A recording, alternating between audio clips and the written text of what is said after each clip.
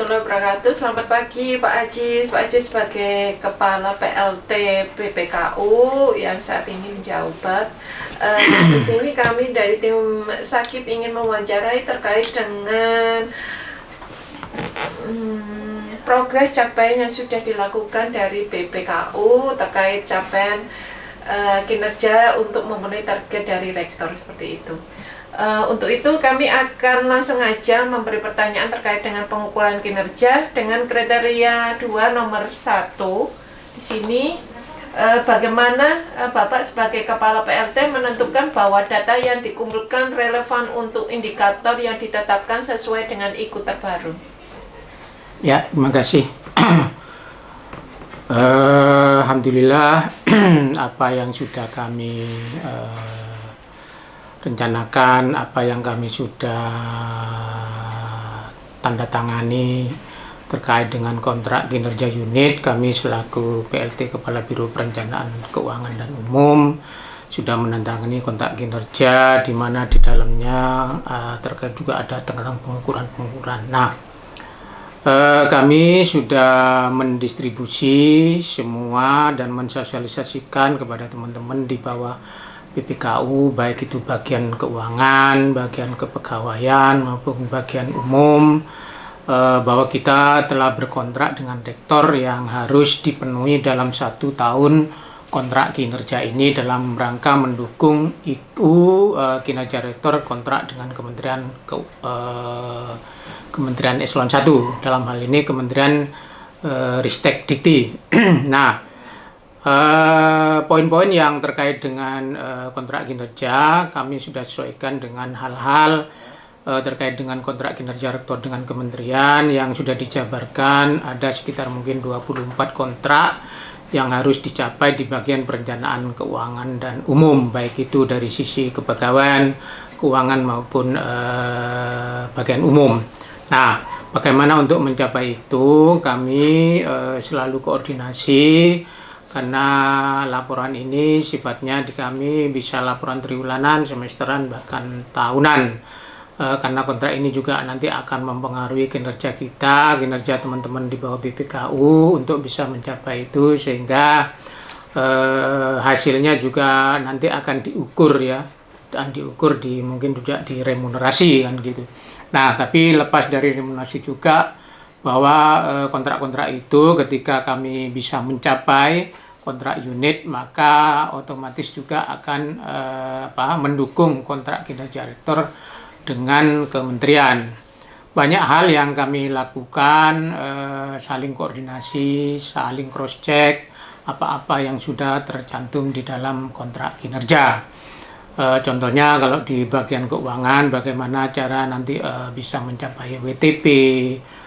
Tentunya kami memulai dari hal-hal di awal tahun kami sudah menyiapkan bagaimana kita bisa merencanakan, melaksanakan sampai dengan melaporkan terkait dengan keuangan yang akuntabel dan lain-lain yang sudah sesuai dengan perencanaan yang di awal.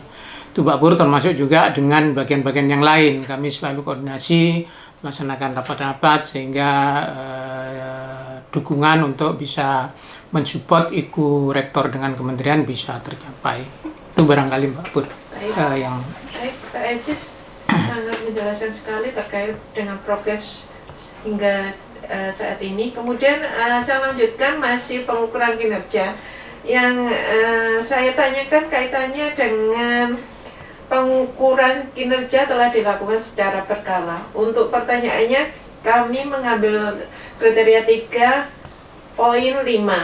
Bagaimana Bapak memastikan bahwa data kinerja yang dikumpulkan bersifat akurat dan up to date menurut Bapak ketika memenuhi target IKU terbaru?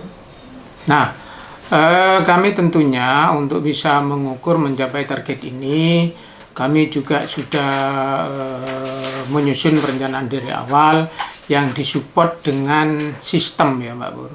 Kami punya sistem-sistem baik di perencanaan, di pelaksanaan keuangan maupun di pelaporannya. Nah, sistem ini memang dibentuk untuk bisa mensupport atau bisa membantu laporan-laporan atau kinerja kami, nanti indikator kinerja bisa tercapai sesuai yang sudah ditetapkan. Apa itu? Sistem kami sudah banyak mengembangkan sistem, di mana kami punya sistem di bidang perencanaan, bidang pelaksanaan yang kami kenal istilah di sistem anggaran dan keuangan atau di Sigarku, termasuk juga nanti sistem yang kami lanjutkan. Sistem itu akan membantu banyak terkait dengan sistem di Sakti, sehingga capaian-capaian itu bisa capaian-capaian itu bisa terukur gitu ya, bisa terukur dengan baik, termasuk pencatatan-pencatatnya, sehingga laporan-laporannya itu bisa cepat untuk bisa mensupport laporan-laporan di akhir gitu. Itu barangkali Bang. Baik, bagus sekali dan sangat menjelaskan sekali bagaimana bahwa data tersebut bersifat akurat. Kemudian untuk pertanyaan terakhir Pak Aziz terkait dengan pelaporan kinerja BPKU kepada Rektor, saya ingin mengetahui di kriteria 1 dan poin nomor 2, apabila pada suatu indikator capaiannya kurang dari target yang telah ditetapkan, bagaimana pengambilan keputusan baik program maupun kegiatan yang dilakukan untuk mengejar capaian kinerja pada periode berikutnya? Ya, terima kasih. Jadi memang target-target itu kami harapkan bisa semua tercapai 100% ya. Tapi hal-hal yang kami siapkan atau mitigasinya ya, ketika suatu capaian itu belum bisa mencapai 100%, maka kami evaluasi kembali titik-titik mana, poin-poin mana capaian-capaian yang tidak bisa dicapai. Nanti kami akan mengevaluasi, bisa saja di bulanan atau triwulanan. Ketika capaian itu tidak tercapai 100%, di awal kami sudah melakukan evaluasi balik gitu ya, evaluasi balik hal-hal tersebut kira-kira berada di mana sih capaian-capaian nggak tercapai. Nah, ketika kami sudah bisa mengevaluasi itu, maka aksi berikutnya adalah apa yang akan kami lakukan untuk bisa menutupi kekurangan-kekurangan itu, sehingga nanti di semester 2, di triwulan 2, 3, 4 sampai dengan mungkin nanti di akhir tahun bisa capaian-capaian itu terlaksana dengan baik. Baik itu nanti juga mungkin di capaian-capaian akhir tahunnya, ketika itu tidak tercapai, maka kami untuk segera melakukan evaluasi kinerja yang merupakan salah satu pengukuran SAKIP, kan di dalamnya ada evaluasi. Maka evaluasi terus dilaksanakan untuk berbenah, sehingga nanti capaian-capaian kontrak kinerja kita bisa mensupport penuh terkait dengan kontrak kinerja rektor dengan kementerian. Itu, terima kasih. Baik, saya rasa demikian, dan kami sudah memperoleh banyak informasi terkait dengan progres, capaian, dan evaluasi dari BPKU terkait dengan program kerja untuk memenuhi target kerja rektor. Terima kasih Pak Ajat. Sama-sama.